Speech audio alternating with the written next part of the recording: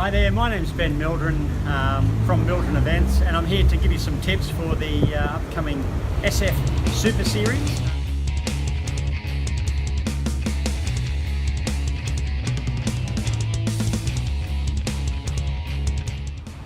So I've heard a very good analogy for nutrition.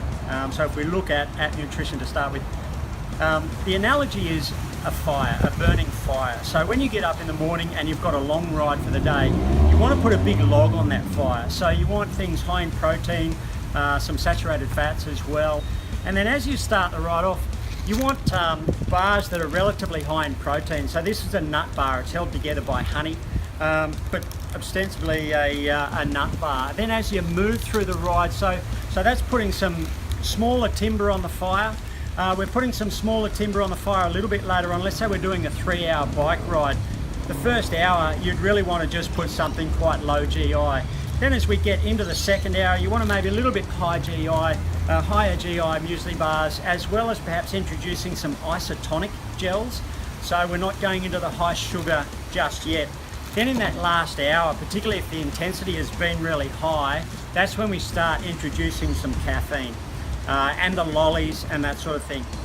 This is the kindling.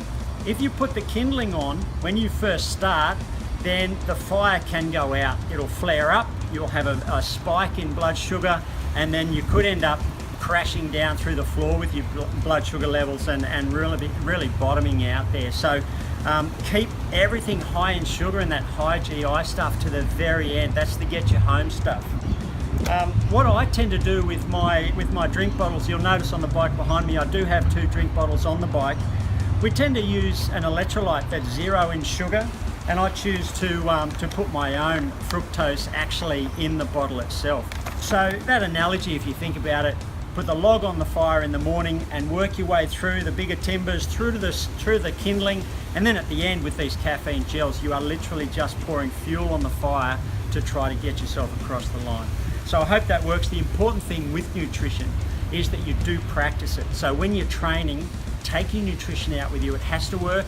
It has to work for you. So it needs to not upset your gut. You need to be able to finish and feeling comfortable right through to the end. So good luck, and remember, practice with it as well.